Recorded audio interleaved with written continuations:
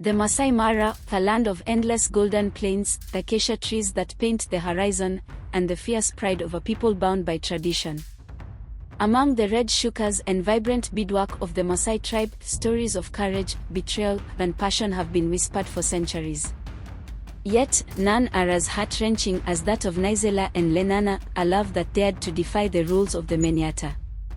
Naisula, the cherished daughter of Chief Oloibon, was as radiant as the dawn, her beauty matched only by her fierce independence.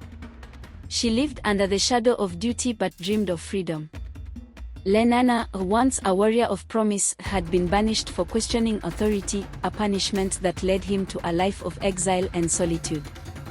Their story unfolds in secret, where love and duty collide in the unforgiving lands of the Maasai Mara. Naisula's daydreams. As the cattle grazed along the riverbanks under her care, Naisula's thoughts wandered. Her hands toyed with a small bracelet, crafted from beads of red, white, and green. It was a gift from Lenana. To her, it wasn't just an ornament but a promise: one day, we will be free.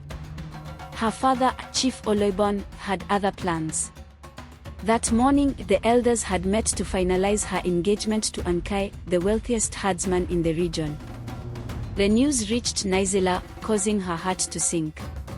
She knew what Ankai was, a man of pride and cruelty, whose wealth was his greatest weapon.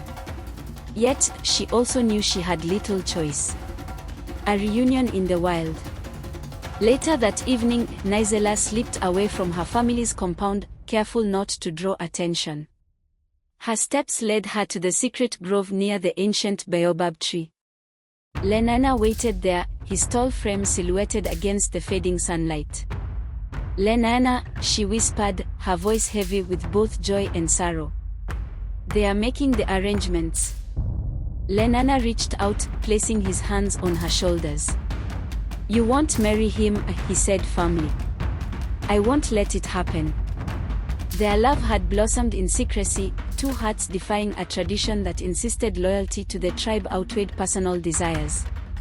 For years, they had stolen moments in the wilderness, weaving dreams of a future that seemed increasingly out of reach. The looming threat. Unbeknownst to the lovers, Ankai had grown suspicious of Naisula's resistance to the marriage. He ordered his spies to keep watch on her movements. That night, as the two parted ways, shadows hidden among the bushes noted their every gesture, every stolen glance, then hurried back to Ankai with their report. Act 2, the walls close in. A father's disappointment. Chief Oloibon summoned Naisula early the next morning. His face, usually calm and stoic, was creased with anger. "Is it true, Naisula?" he asked. "Have you been meeting Lenana?" She hesitated before answering, her chin held high. "Yes, father. I love him." The chief slammed his staff against the ground. "Lenana was banished for a reason. He defied our ways and brought dishonor. Do you wish to shame me before the council?" "Lenana is not dishonorable, father," she argued. "He only speaks the truth you refuse to hear." Her words cut deep, and Oloibon knew that his daughter's loyalty was slipping from his grasp. He decreed that Lenana was to be captured and removed from the Mara for good. The ambush. 2 days later, Lenana was surrounded by warriors as he hunted in the hills. Though he fought bravely, they overwhelmed him, binding his hands with leather thongs. Naisula, hearing of his capture, rushed to the village center where the elders convened. "Release him," she begged, her voice breaking as she knelt before her father. Chief Oloibon looked away. "He is no longer of this tribe. He has no place here." Ankai, standing smugly among the elders, smiled. "Justice must be served," he declared, though his true intent was personal vengeance. Lenana was dragged away, condemned to exile beyond the mountains. Act 3, Hope and Defiance. Naisula's plea. Heartbroken, Naisula turned to the one person she could trust, Simbo, her childhood friend. Together, they hatched a plan. Under the cover of darkness, Simba would help her rescue Lenana before the warriors could escort him out of the region. "Are you sure about this?" Simba asked. "I'd rather die with him than live without him," Naisula replied, her voice steady with resolve. The Great Escape. That night, as the village slumbered, Naisula and Simba crept to the outskirts of the camp where Lenana was guarded. They moved silently, their shukas blending with the darkness. With Simba acting as a distraction, Naisula slipped into the tent where Lenana was held. Their eyes met, and for a moment, time stood still. She freed his hands, and together they fled into the wilderness, the sound of Simba's diversion echoing behind them. The alarm was raised shortly after. Warriors armed with spears and shields gave chase, but Naisula and Lenana knew the land better than most. They vanished into the hills, where the long grass hid their escape. Act 4: Pursuit and Sacrifice. The Chase. The lovers sought refuge near the edge of the Great Rift Valley.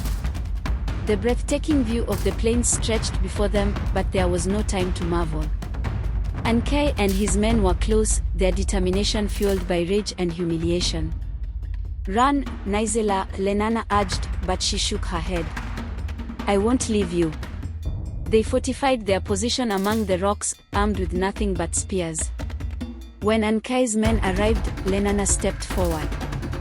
"Face me, Ankai." Man to man. The final confrontation. Ankai accepted the challenge, eager to prove his dominance. The two men circled each other, their spears gleaming under the fading sun. The battle was fierce, each strike driven by hatred and desperation. As the fight reached its peak, Naisula intervened. She stepped between them, her voice cutting through the chaos. "Stop this madness.